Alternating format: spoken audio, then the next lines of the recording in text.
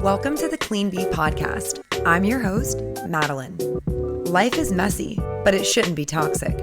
Whether that's chemicals, relationships, habits, or old ways of thinking, the Clean Bee Podcast is here to help you cut through the noise and release what is no longer serving you. Let's dive in, beautiful. Hello, and welcome back to another episode of the Clean Bee Podcast. I am your host, Madeline. For the OG listeners, y'all, welcome back. If you are new here, welcome. This podcast is an extension of the work that I do and what I'm super passionate about, which is helping people cut through the noise, making holistic health accessible, easy, relatable, understandable, and we cover all of it, y'all. We do low tox living, which is definitely something I am known for, especially in my friend circle. But we do it all: holistic health, wellness, mindset, spirituality, everything that makes you whole.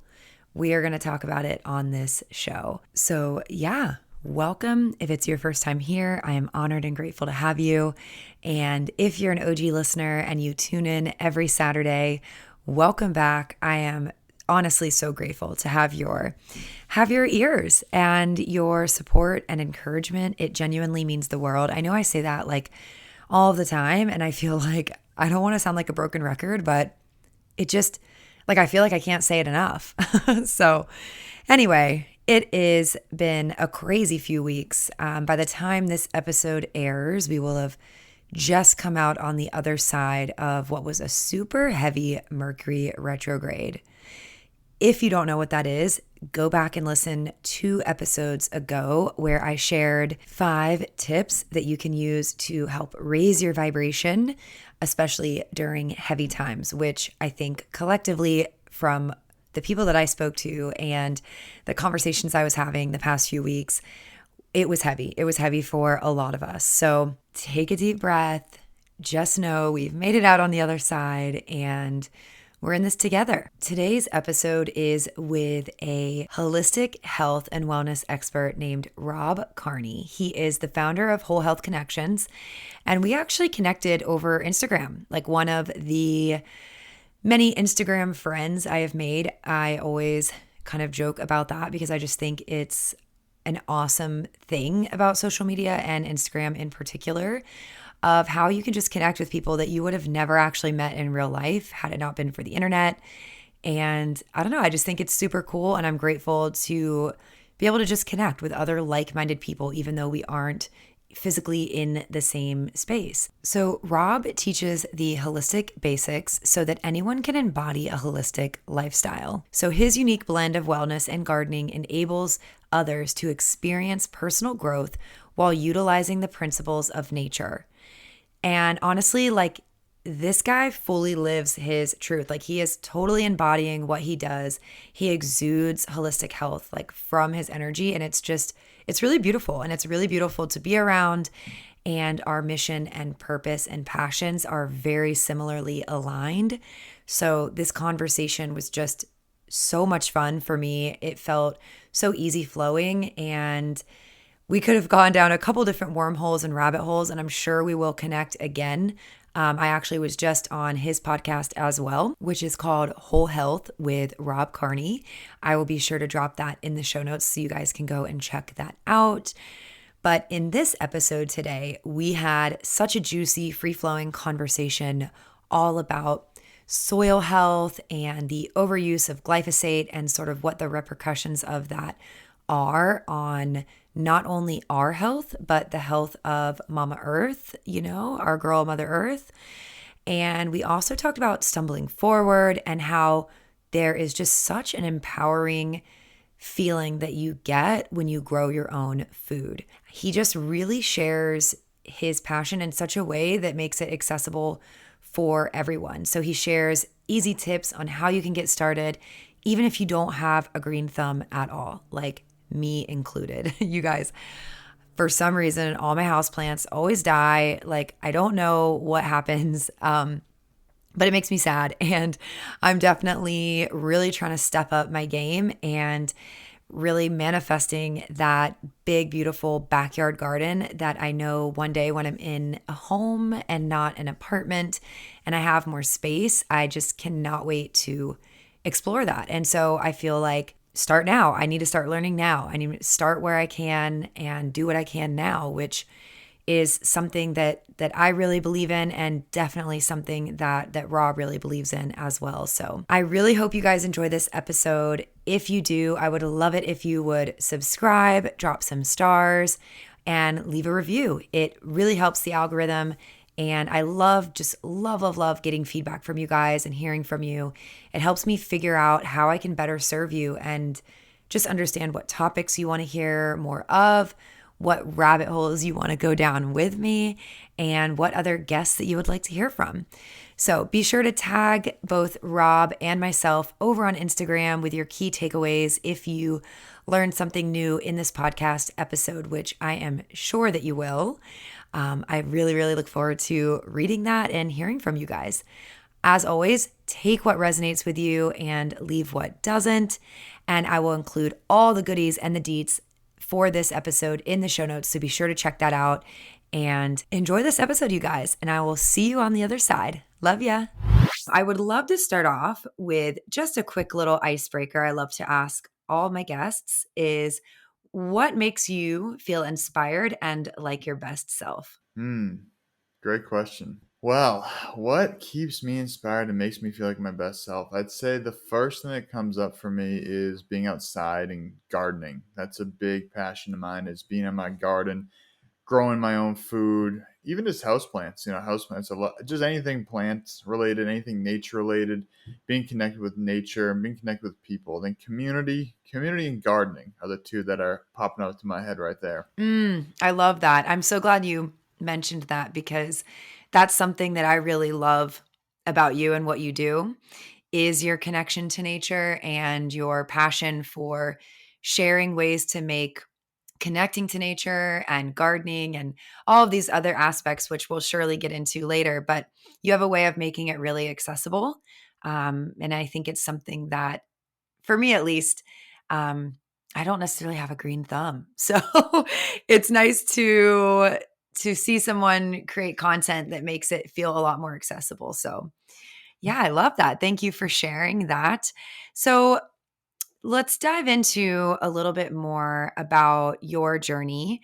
I would love for you to share with the listeners your holistic health journey. So it did start when you were quite young, around the age 17, where you had an incident happen that sort of was transformative in your life because it sparked a passion inside of you. So I would love for you to share that with the listeners.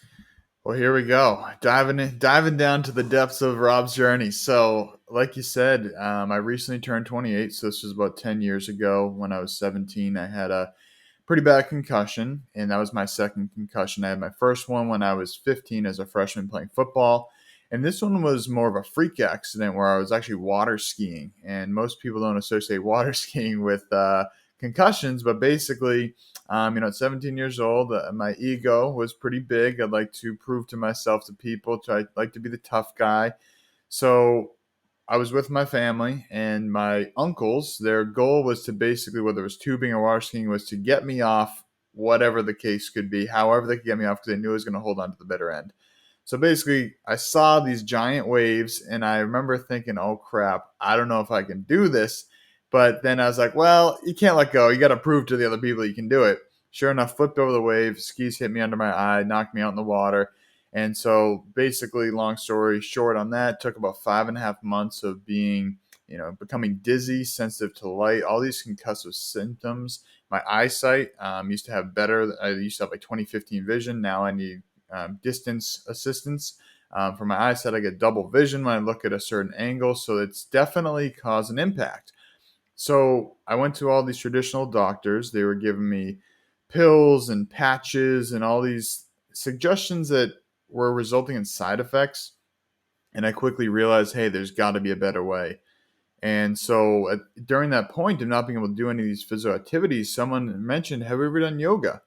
And this is talking 10, 11 years ago. As a 17-year-old guy, going into yoga classes was not the most popular thing. It was basically me and a bunch of moms doing yoga at the local classes. So that was always the question of, is he in the right place? Do you know what you're doing? So that was always a fun experience. And that just basically got me in the rabbit hole. And that led to meditation. I was the first guy, went to the University of New Hampshire my first 2 years. I was the first guy to join the UNH Yoga Club. Again, people ask me, this is yoga, right? Are you in the right place?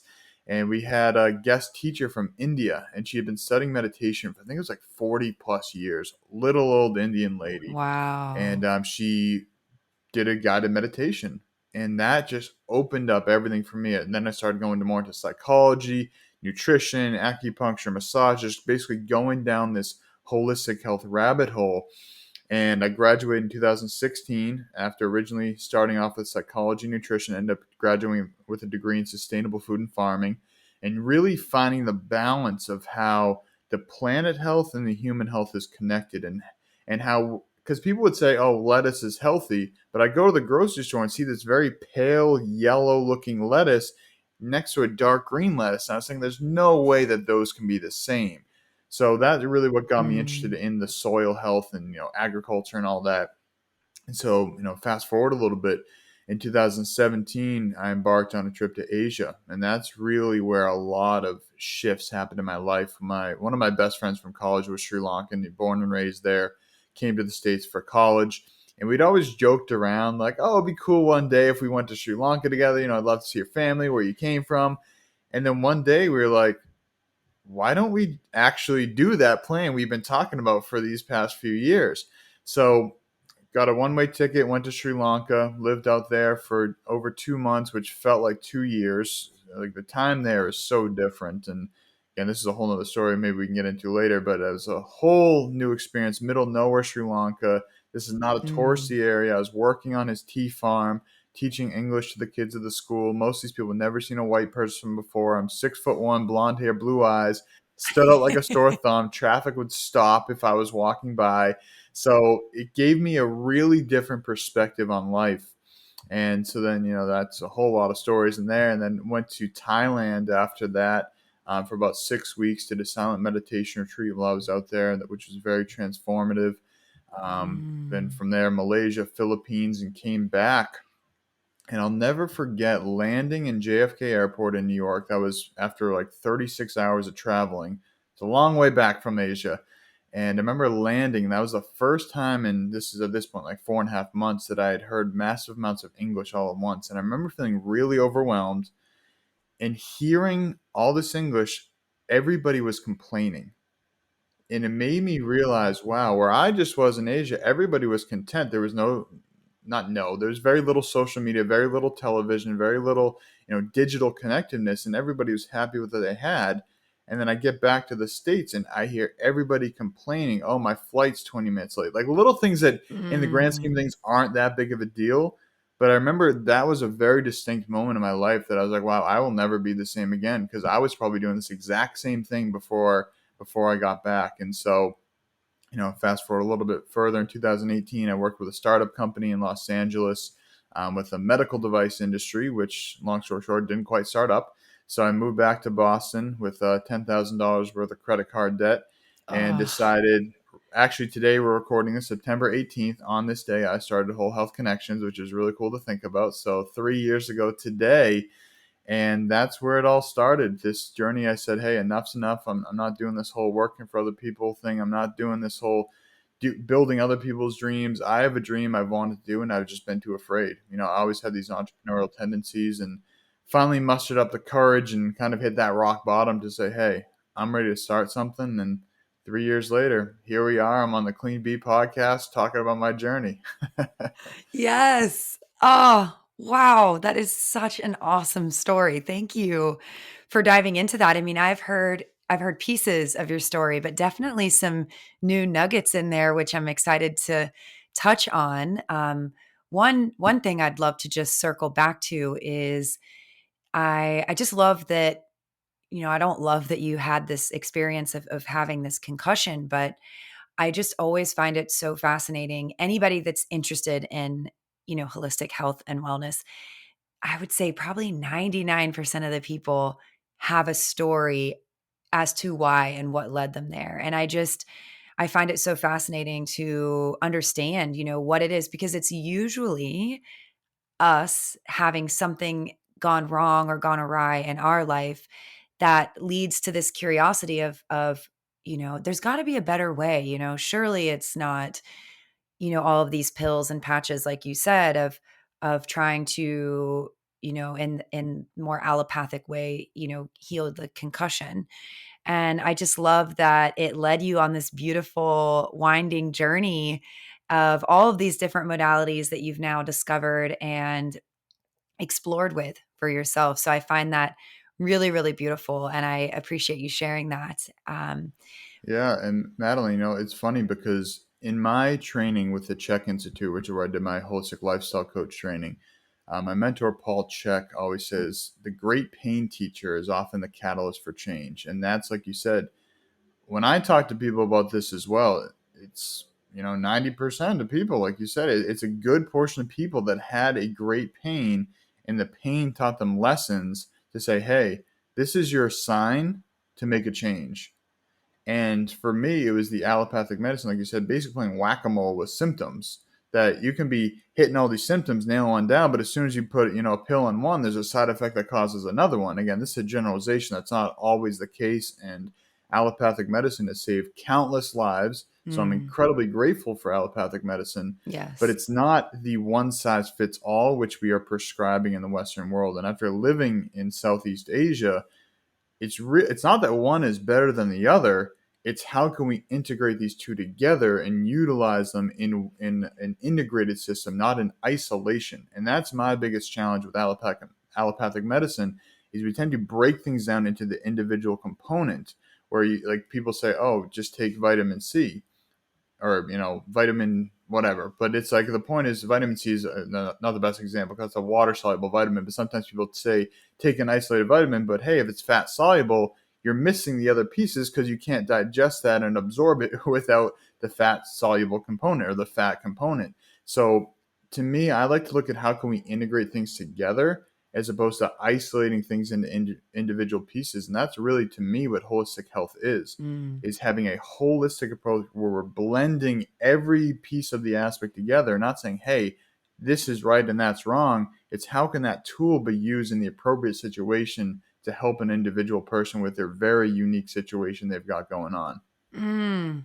That is beautiful. I could not have worded it better. I completely agree. Before I had officially launched the Clean Bee page, which I'm actually coming up on my 1 year anniversary. It will be actually in 3 weeks, 3 weeks from today. Congratulations. Thank you. I had initially for many years thought of a word playing around with the word holistic, and spelling it WHO, like that, and in that way to embody that. And then I realized that so many other people had also thought of that, which is why I had not gone with that name. But I think that what you just shared is exactly that. It's whole health.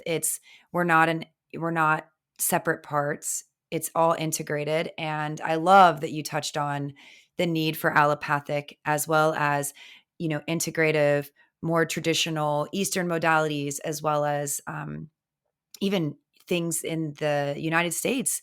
100 years ago, we did things a lot differently than we do now. So I think finding that beautiful blend to bring it together is just so important. And I would love to sort of dive in a little bit more on your plant journey, and you're very passionate about, like as you already mentioned, about the blend between human health and health of the environment. And something that I'm personally very passionate about is soil health, and in regards to how that impacts humans, especially with mineral deficiencies, the overuse of glyphosate, and that just being omnipresent.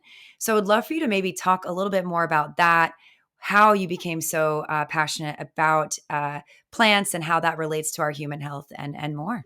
Sure. Well, when I talked to my mother and my grandmother about my childhood, they say that I was the garden dictator. where I would be like 3 years old and they'd be taking flowers home to put in the garden. I'd have to tell them where it could go and where it couldn't go. So that was my little 3-year-old garden dictator piece of me. And they usually said in hindsight, I was usually pretty good about picking the right spot for it. So maybe that was just, a natural affinity to being connected with the plants. But, I think that I grew up believing for a while that, just kind of gender stereotypes like, oh, men don't work in the garden because typically the women I saw in my life were the ones working the garden. On movies, it's always women working the garden. So I think there's a big phase where I didn't want that because I didn't think it was manly or masculine. But I believe it was my freshman year of college that I got some lucky bamboo plants. I think I got like 8 of them, and I have one left to this day now. This is like a decade later that has survived this long. And Wow. I remember getting those, and they gave me hope. I think part of it was just having the hope of like, oh, these things are supposed to be lucky that maybe I'll get something. But it kind of created this faith in me that, oh, this is good. And then you start reading the benefits. Oh, this is good. It's going to help with the oxygen quality because, we need different things. Plants need carbon dioxide. They give oxygen. We need oxygen, give out carbon dioxide. So it's this symbiotic relationship, which we see in nature. But again, coming back to isolation, we're now in these box homes, which don't have, a very good connection to nature. So the bamboo I actually just released today my houseplants basic course. So as you're listening to this, it'll now be a few weeks out. And that's basically just an introduction to teach people how to optimize and keep their plants healthy. Because a common challenge I get is people, like you said, I don't have a green thumb or all my plants keep dying. And I kept hearing that over and over. And I was like, well, it's not that difficult. It's just we're not really given the information of where to start. So I made this simple course of houseplant basics. It's your guide to healthy and happy plants. And it's $49. It's very affordable. My goal is to basically make this cheaper than you'd be paying for all the plants that you'd be buying if they kept dying. So it's a price point that my goal is to $49 that you're going to spend less than that on plants that you would keep replacing. So for me, it's just a fascination of how much better I felt also being out in nature. Anytime, that I was angry, upset, anything, if I went for a walk in the woods, I would feel instantly better. I'll never forget the day when I was 20 years old and my girlfriend cheated on me. And so we broke up and I was heartbroken and, just like crying and sobbing and just a mess, absolute mess. Aw. Again, also a great thing, best thing ever happened to me because you see a lot of signs beforehand. But, I remember going into the woods and just being there by myself all day. And it was snowing out. This was in New Hampshire in the winter. And just I got my snow stuff on and just like sitting out there and just feeling this I don't even know the right words, but healing, just like healing energy coming in from being isolated in the woods by myself and just thinking, all right, there is something here to being connected with nature, being connected with plants that most of our population is not even aware of, that these can have such a profound effect. And so it was a lot of these little experiences that kind of just pieced it. I don't think it was one moment, but a lot of these individual moments that compiled over time.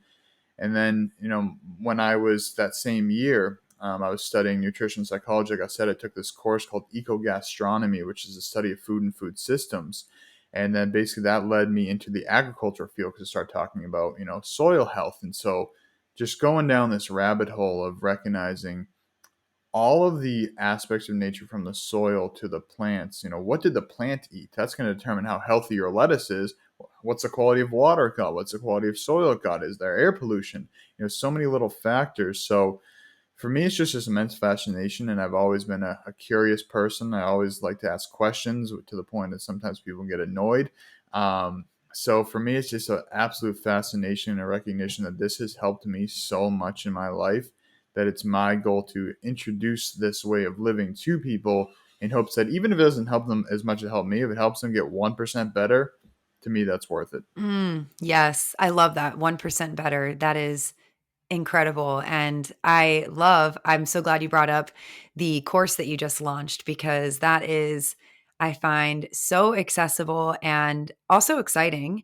I definitely want to join in because this is something I know I personally have struggled with. This is, yeah, your plants, your house plants dying, you want to have them, but then, it's not something that you're ever really taught about. And so unless you are exposed to it, and someone has sort of guided you or given you some pointers, you kind of feel a bit overwhelmed with the information out there. So I'm excited for that. And I'm also excited that you are doing what you love, regardless of what this, stereotype was that you said you felt when you were younger of, maybe thinking it was a more female thing or, whatever. And I love that you just intuitively did what inspired you and what you feel connected to, because I find that really important. Let's be clear, it wasn't that clean and simple. There was a lot of it wasn't like I just overcame that. There's a lot of limiting beliefs, a lot of challenges along the way. And there's the first few yoga classes I went to, I remember thinking like, oh, I can never go back to one of those. I was so out of place. Mm. So there definitely was those feelings. So I don't want people listening to think that I was just naturally born to go follow my intuition and go. It took 10 years basically to get to this point that I now feel like I'm on the right path. Thank you for that. Thank you. I love that because yeah, you're right. I think especially with social media, and I actually was just talking about this today of just the ability to we have just comparisons all around us, and it's very easy to look at someone on social media and you kind of see the quote unquote finished product, but you Right. didn't see all of the integration, all of the struggles and difficulties and triumph and all of the ebb and flow that is just natural, just like the phases of the moon and the cycle of life that we go through in order to evolve and become who we are and who we wish to be. um 100%. yeah, so Yeah. thank you. Absolutely. When I'm really glad you brought that point up because it's very common to glorify the so-called overnight success, the person that made it in a very short amount of time. I think it was Kevin Hart was talking about this because obviously he's an incredibly successful human in so many facets.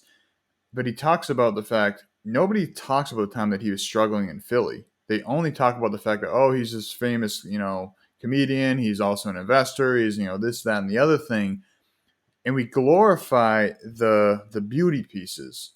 But if you ever watch a movie, there's no movie. It's like, oh, this person's on top of the world and they're just loving life. It's like, no, they show the struggle, they show the journey, and that's the reality of life. And on social media, most people highlight the best parts of their journey. I know people that will delete posts that didn't do well, will delete, whatever that they didn't like. And for me, I really want to encourage people, if you want to see an awkward version of Rob, go to my YouTube channel, Whole Health Connections, look at my video from 5 years ago. I can't even watch them. I cringe. I listen to myself for 15 seconds. I have to turn it off. It's like, oh, it's so brutal. But I leave it up there so that I can have people look. Like, I'm not a natural speaker or a natural businessman or a natural health coach or whatever natural phrase you want to put me in. It just took time and effort and consistently showing up and making these mistakes and stumbling forward is a phrase that I like. It's not like you're falling down or falling back, you're stumbling forward, and that's part of the learning process. So my message with this little tangent here is that, embrace the challenge and embrace the journey. Don't get so caught up on the end goal just Mm. because that's glorified. Because anytime I focus on the end goal, it's usually not as fulfilling once you actually get there. Exactly. Exactly. Oh, yeah. That is awesome. I'm so happy we went on that little tangent because it's really important. And we do, especially because of social media, there is this over glorification of the overnight success. And also I think instant gratification, which is a whole nother Definitely. topic, but it's this, wanting it straight away. But I love that you mentioned stumbling forward. I think that's a beautiful reminder. Can I And dive on the also, instant gratification oh, for a yeah, moment? please go for So, it. so that's something that I feel. So when I'm working with people as a coach, part of my coaching is teaching people how to grow their own food or grow their own plant, whatever their situation is, because of exactly like you just said. We are so conditioned for instant gratification. But if you put a seed in the ground, it is not going to be a fruit or vegetable tomorrow or today or even next week. Yes. So I think that growing plants, whether it's fruits, vegetables, even just house plants, teaches it. I look at gardening as a spiritual practice. So, what are the lessons that I'm learning from holding up a garden? For example, patience. Things take time. I can't expect to put a seed in the ground and water and now it's going to sprout. And even when it does sprout, it still needs to get to full fruition so that it can actually bear fruit. What else does it entail? Consistency. If I don't show up for this plant on a regular basis, it's going to die. Persistence. When I had my garden, at first, the woodchucks were wreaking havoc. The rabbits were giving up. There's a lot of points I was like, I almost gave up. I was like, what's the point? These animals are going to keep coming. And then I said, well, what if I build up the wall? What if I put a little fence around it?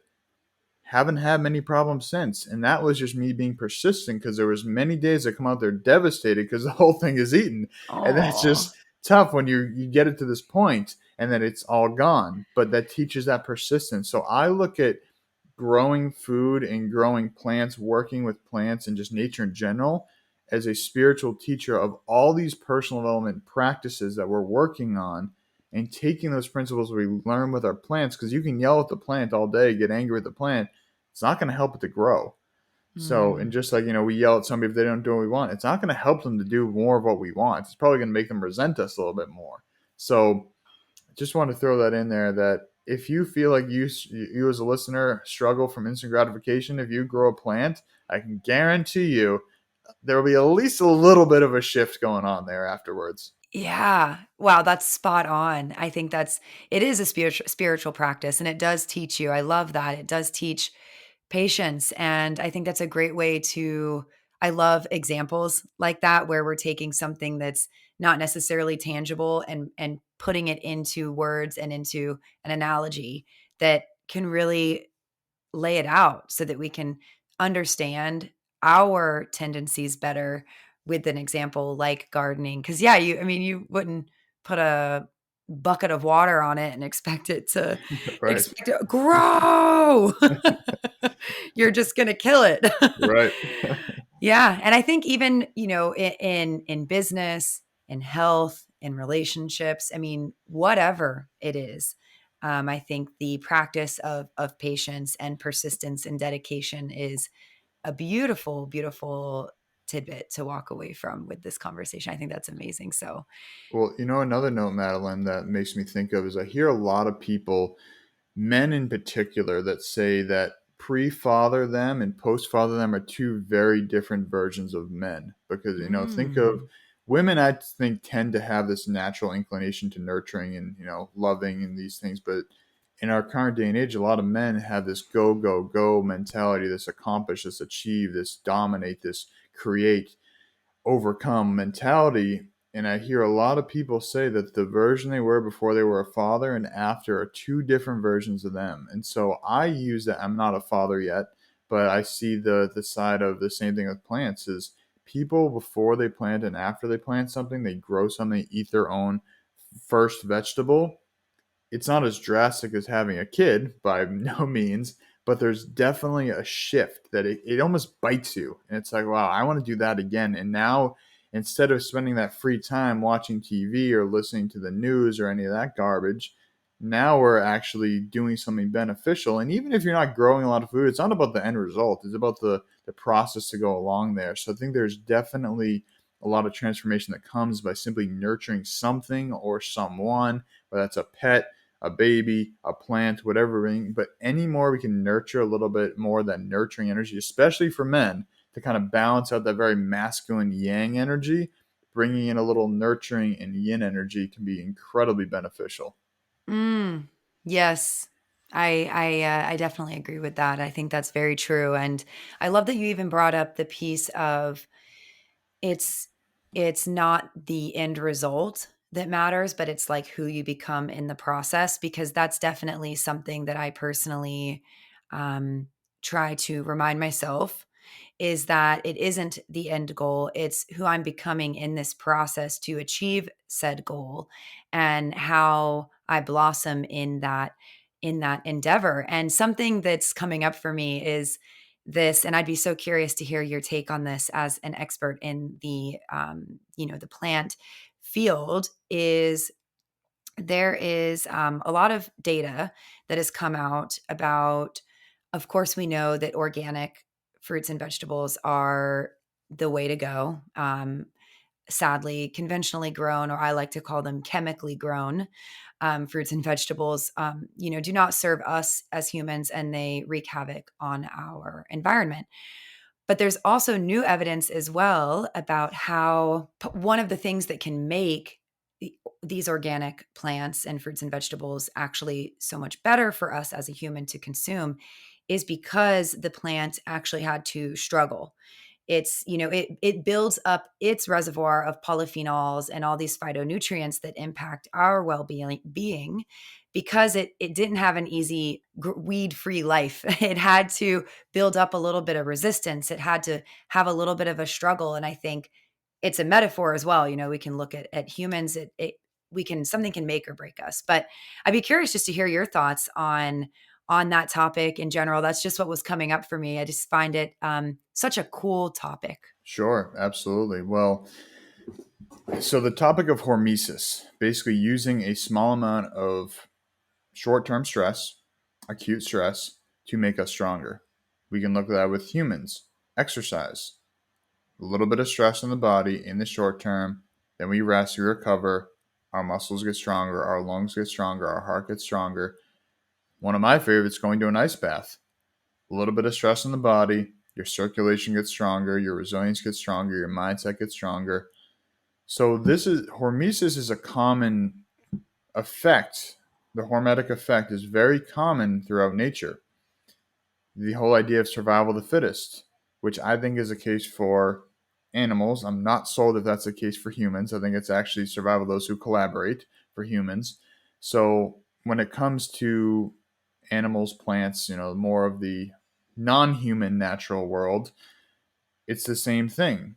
If a plant is exposed, you think of outdoor plants, it's exposed to the sun, then the rain, then the wind.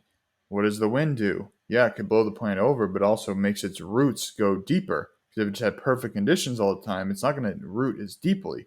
Mm-hmm. So I think it's important also, as we're talking about this organic versus, chemical, which I like that usage, just to know why we're doing that and where it came from. So kind of a very, very brief history of this is when we were in World War II, we had these toxic chemicals, and actually the founder of what we use now for things like glyphosate and other herbicides were actually made by a either German or Austrian engineer who was Mm-hmm. using these poisons for concentration camps.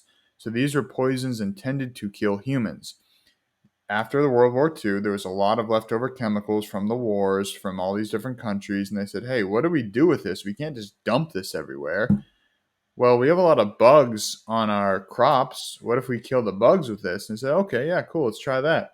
Of course, it worked phenomenally because it's intended to kill life. So, yeah, it's going to kill the bugs. Mm-hmm. And it worked very well in the short term. Crop yields went up. Everything was great. But after a few years, crop yields started to go significantly down. And some of the plants were obviously dying in the process too because it was killing life. So, introduced genetically modified foods to be resistant to these chemicals. But the biggest thing that they found and why these chemicals are so harmful is because they're killing all the microbes in the soil. They're killing all the bugs, which are actually pollinators, usually helping the plants. So you're killing all the support system for the plant. And yeah, the plant is alive, but now it's not thriving. And so now you've taken this hormetic stressor of dealing with little bugs, dealing with slugs, these little animals that are causing a little bit of harm, but then they just say, hey, if this animal is eating me at the lower leaves, I'm just going to grow up my upper leaves a little bit more so they can't reach them. But now the hormetic stress of that short-term stress is now a chronic stress of, hey, I don't have enough nutrients in the soil. Hey, I don't have pollinators at all. Hey, I don't have any sort of short-term stress. It's just this chronic stress that is ever present when you're being sprayed with chemicals. And the same Mm-hmm. thing with humans. If we're in the state of chronic stress, that's why things like inflammation, and inflammation, I think, is the root cause of every single disease. You look at heart disease, you look at cancer, anything that ends with itis is inflammation of.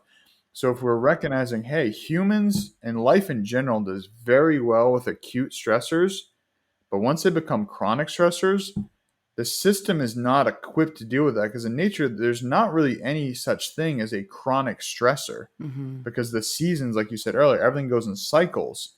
But we've created a system that is so linear and so against nature that we've basically broken the cycle of nature. And now these short term stressors, which were once used to create growth and create abundance and create hardy crops and hardy plants, hardy humans, has now become a chronic stressor, which is just making things difficult for every living creature. So I don't know if that's exactly, I went off on a little riff there. I don't know if that's exactly the question you were asking, but would love to clarify if not. No, that's perfect.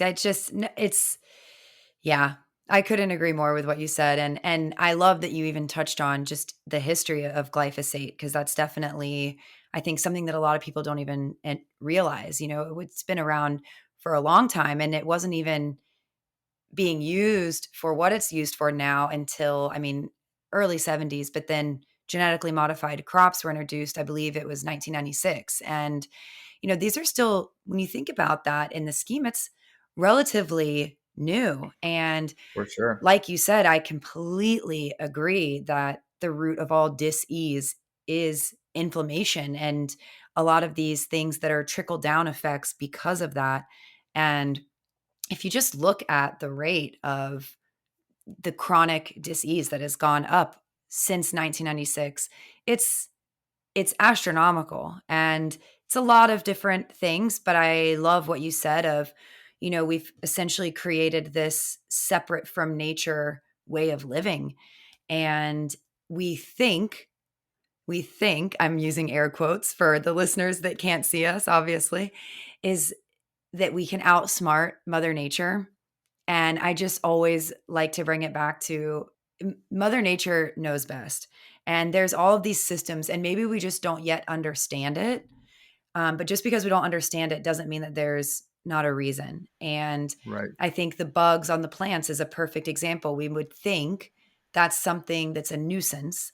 Yet when we remove that nuisance, we now see that the plant is not as strong, doesn't have the nutrients it needs, doesn't have these little pollinators, supporting its growth. And to bring it back to what you mentioned in the beginning of our conversation about the really sad lettuce. I mean, that was a perfect visual. I was picturing the sad, pale lettuce, and it's just not alive. It's not as alive as, and sorry, I feel like I'm on a bit of a tangent, but I just read something the other day.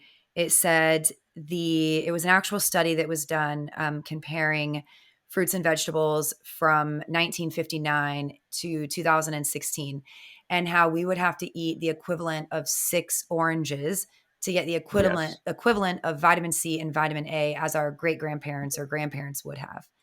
And I think that Yes. just says it right there. Absolutely. Well, I think the big thing is, so I want to go back to your idea of not being able to outsmart nature. So I think that's partially true. We can outsmart nature to the fact that we can survive without nature to some degree, but we definitely can't thrive without nature. Yeah. So we can put ourselves in these bubbles, put ourselves on Mars, and have this food that we're growing in like these weird bubbles and stuff. And yeah, you can survive, but you're probably not going to be thriving. You're definitely not going to be in your optimal health if you're not being exposed to the elements of nature. So I think that's where we get caught up as a human species, is thinking that by being in survival mode without nature that we're beating nature or we're outsmarting nature. It's like, yeah, I mean, you found a loophole, but you're not really actually thriving. Like, you're not optimizing things, you're just doing the bare minimum. So as it relates to the food, like you're saying, having significantly less nutrition, that comes back to all these little factors like we're talking about, like pollinator populations are plummeting because of things like glyphosate, also things like electromagnetic frequencies, which are disrupting their ability to navigate where they're going, when they're supposed to be going, because it's affecting their system. You think of like different birds and things that migrate. Bird migrations are getting messed up because these frequencies are disrupting them. And just like they're causing stress in our body, they're causing stress in these animal bodies, and they're not as intelligent as we are. So it's really causing them a lot of harm. So, like you mentioned, it's not one thing, it's a lot of things, but it's a lot of little things that we can change. And that's one thing when I'm working with a client right now, and as I'm offering suggestions, sometimes he's like, "That's it." I'm like, "Yeah, like start going for a walk every day. Have 2 more glasses of water.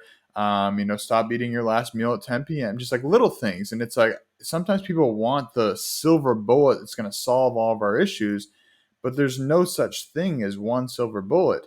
Yes, we need to switch from chemical foods back to organic foods because prior to the 1940s, there only was organic food. There was no such Exactly. thing as anything else. Nobody called it organic food. That's why a lot of times, like my grandparents are like, "Why do you buy organic?" Because they didn't. There was no difference for them. It was just it was Yep. just food. So it's like, why would you pay more money? Because it was all organic for them. So, and it's not, again, electromagnetic frequencies we can talk about. We talk Mm. about sugar. We can talk about additives, preservatives. There's all these little things that if we as individuals make the change in our lives, if you stop buying organic food, I stop buying organic food, my family stops buying organic food. I mean, starts buying organic food, stops buying chemical food.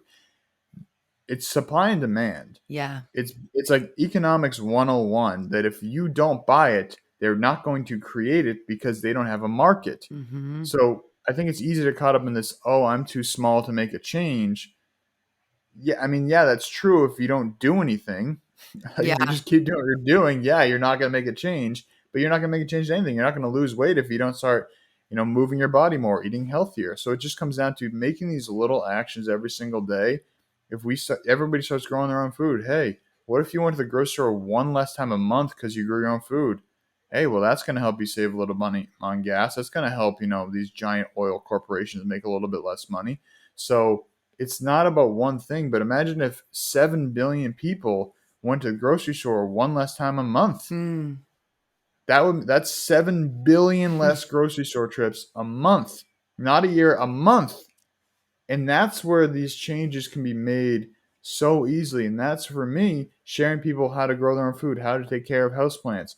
If you are improving the quality of your health, growing your own food, you as one person, not the whole world, you are making a ripple effect because now your friends may say, "Oh, wow, they got a cool garden going. Oh, maybe I want to grow a garden." And maybe they only put a tomato in a pot, but now they're growing one thing. So, for anybody that's thinking, "Hey, I'm too small to make a change," if you believe that, you're right. But if you Mm. believe you can make a change, you're also right.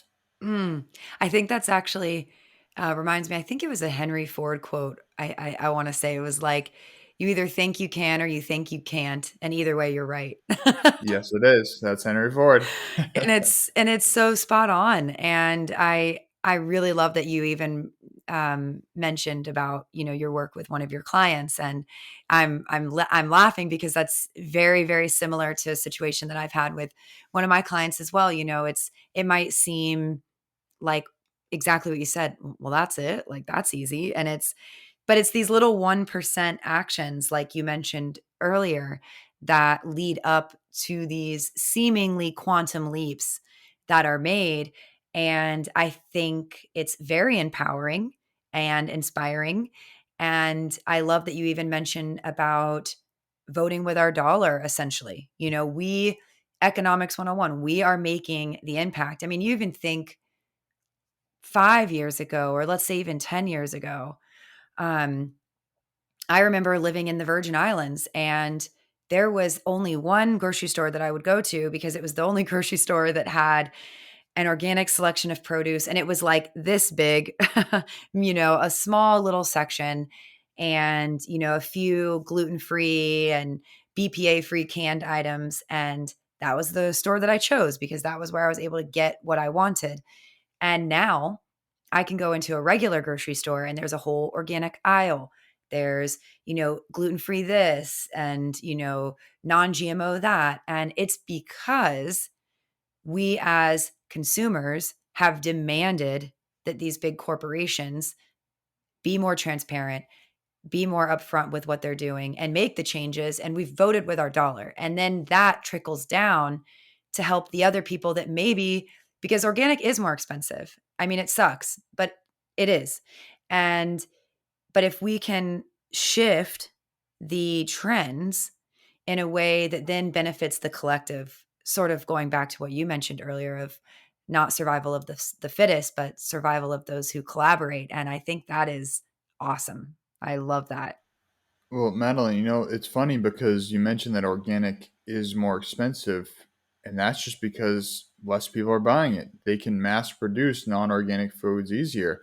And that's something that I've noticed in the past, I don't know, maybe 6 years ago. The price of organic foods has gone down, just like you said, because the Yeah. organic sections are building up. Because if they had that one little section before, they're only buying, let's say they have 10 bags of oranges, of organic oranges, versus 50 bags or even hundreds of bags of non-organic oranges. It's going to cost them more because the person delivering say, hey, I'm not going to spend all this time and money just to deliver you 10 bags of oranges, but hey, if you want to get 50 or 100, yeah, I'll do it for free. So as we start to shift, like you said, voting with our dollar, the prices will continue to go down with organic foods. And it'll also result in the prices of conventional foods going up because they're going to have to make ends meet, and they're going to still try to make those $1 billion numbers that they've been making before. So it's something so simple like voting for a dollar. I recognize that for people that are in a financially strapped situation, that may feel absolutely impossible. Say, hey, I'm living paycheck to paycheck. How in the hell do you think I can now spend 50 extra dollars a cart on organic food? And that's where I say growing your own food is the cheapest, most effective way to save money on the healthiest food possible. You can buy a bag of seeds, or a packet of seeds, call it 50 seeds for organic seeds, $2.50 on average. Mm, You now have 50 plants that you can create. Let's just say lettuce, for example, 50 heads of lettuce that not only do you eat them once, they'll grow back and you can get multiple grows out of them. So let's say on average they each grow 2 times and usually they grow more. You now have 100 heads of lettuce for $2.50. And yeah, if you're growing them inside like I am in the winter, maybe you have a few bucks of electricity, you pay for a little bit of water. But point being, if you were to get a head of lettuce, non-organic, it would probably cost you, I don't know, $2 for just the one head of lettuce. mm, So if people are strapped financially, even if you grow one pot of food, benefits of nutrition or anything aside, that's a great way to save money. It's a great way to vote for your dollar. And it's a mm. great way to get started. And so one of my favorite things is use what you have, do what you can, and do it now. Oh, that is such a beautiful, beautiful sentiment. I couldn't agree more. Well, I would love to, on that note, sort of tie up this amazing conversation with what would be. So, I would love for everyone, which I will include it in the show notes, a link to not only how to connect with you, but also to your course. But I would love for you to share maybe what would be 3 tips of a listener who's maybe now inspired or curious to learn more, and maybe they're looking to either grow their own food or even get a few houseplants. What would, I guess, be your 3 tips on how to get started, how to get more comfortable with growing things in general? Great question. So I'd say the best place to start, easiest place to start, I have a free ebook called Yes, You Can Grow Your Own Food on my website. So that's wholehealthconnects.com. You can get that free ebook. And that's the basics. That's the one talking about soil, talking about light, talking about water, all the basic things to get started. As we mentioned earlier, that information tends to be all over the place. So part of my goal is to take topics and ideas that are all over the place and bring them into a concise consumable way to digest these topics. So you can get that free ebook called Yes, You Can Grow Your Own Food. And that's a great place to start. And I think at the end of the day, it's just starting. It's really with just Mm, taking action, no matter whether it's a health goal, whether it's a growing goal. If you want to lose weight, go for a 5 minute walk today. Don't run for, or don't try to run for 2 hours if you're 200 pounds overweight.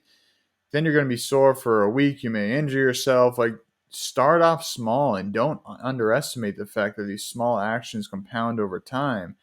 And I forget which book it is, but I think it's if you get 1% better every single day over the course of a year, you're now 37 times better than you were when you started. So yeah. these little actions compound over time. And another one of my favorite quotes is little by little, a little becomes a lot. Yes. So keep stacking these little wins.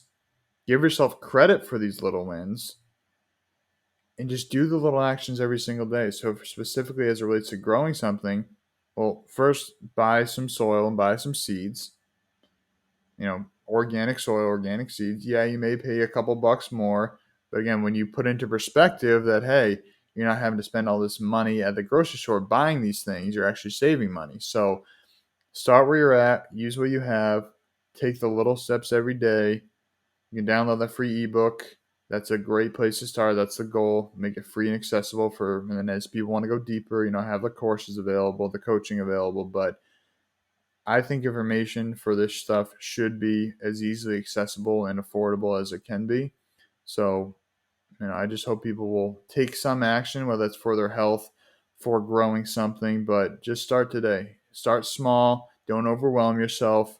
Don't try to grow 50 different plants at once. Start with one, get that down, then go to two, then go to three, et cetera, et cetera. But just start where you're at, use what you can, and do it now. Couldn't agree more. I love that. I think that's incredible and is definitely, I think, why we've connected, very aligned in what we really care about and are passionate about. And I passionate as well about making things accessible and easy to digest for everyone and to take those 1% steps. So thank you for sharing that. And to wrap up our conversation, I would like to switch the spotlight a little bit more on you. And I would love for you to share with the listeners what is a non negotiable in your day. I'm always very curious to learn what people do to set themselves up for success. So I'd love for you to share that with us today.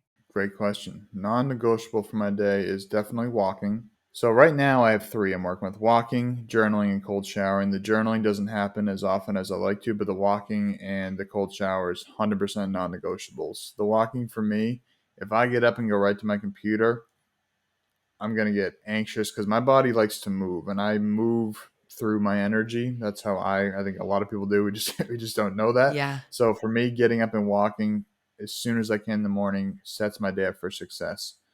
A cold shower can completely reset my system. And that's something I remember, quick story. When I was in college, I had a topic to study on the related health. So I was looking up testosterone boosters, and cold showers was a good one for that, for men. And then, it's also great for inflammation, great for all these different things. Like I'm saying, the spiritual benefits, mental fortitude, pushing through something uncomfortable, all the type of stuff. So I'd say walking and cold showers are definitely my number one and two non-negotiables. And for anybody listening, I know your initial thought maybe there's no way I'm doing a cold shower. I can't do that. First of all, yes, you can.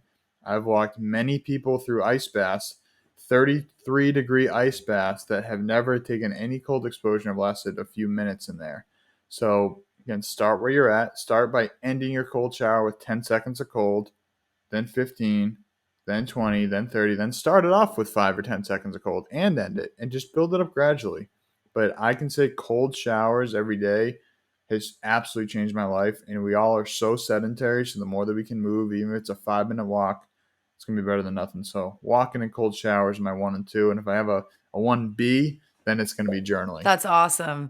I love that. I think it's, both of those are free as well, Exactly. like if you're living in a home, you have a shower or a bath and you can easily give it a shot, even for 5 seconds, like you say. I think the biggest benefit that I've experienced from a cold exposure is it's like you touched on, it's the mental fortitude and it's just the ability of getting comfortable being uncomfortable and knowing that it's just mind over matter. You can do it. It's just will you? And Yes. yeah, I think that's awesome. One thing, Madeline, I want to suggest to everybody listening is I highly, highly, highly recommend getting a shower filter. Yes. Our tap water is, depending on where you live, there's some places like when I went to North Carolina, I was very surprised by the quality of tap water. They also have a lot of mountains and waterfalls, and they're like the natural spring capital of the country. So that's a very small exception. But for the most part, our tap water is filled with chemicals, filled with chlorine, fluoride, all these harsh chemicals on the body. And our skin absorbs, I think it's like 60% of what it comes in contact with. Mm. So if you're going to make one investment that's, you can get a $30 shower filter. It may not be the best, but just get something to help filter the water because your body is absorbing that. So I always recommend people, as a quick health tip, get a shower filter, as we're on the topic of cold showers, because my mom, when she first used a shower filter, said that was the softest her hair has been her entire life, and it's not the first time I've heard that. So if you don't care about the health benefits, if you want softer hair, go with a shower filter too. That is so spot on and so perfect, and definitely couldn't agree more. And you can get like a Brita filter, $30, easy to pop on there. And another just to tack on is the like you said, all of the chemicals and things that are in there. And then if you're taking a hot shower, you're now vaporizing that chlorine and now you're breathing it in. Yes, So absolutely. another benefit of a cold shower. Right. Awesome. So I would love for you to share now with the listeners. I know we've briefly mentioned it already, but how can they work with you? How can they get more of Rob and connect with Whole Health Connections, as I know they're going to be eager to? Well, Madeline, first of all, thank you for having me. This has been great to connect with you and chat with you. And it's been a really fun conversation to have on a Saturday morning on my business birthday, which I kind of got on this whole whirlwind, this conversation, forgot that was actually a thing. So I get to celebrate that after this. Yes. And so the best way to get in contact with me, I have my own podcast called the Whole Health, WHOLE, like you were saying earlier, kind of like holistic. Whole Health with Rob Carney is the name of my podcast. I also, Instagram is the platform I'm most active. So that's at Whole Health Connections, all one word. And then my website, wholehealthconnects.com, is where you'll find the courses, you'll find the ebooks, you can find my podcasts on there as well. Like the website is the hub for everything.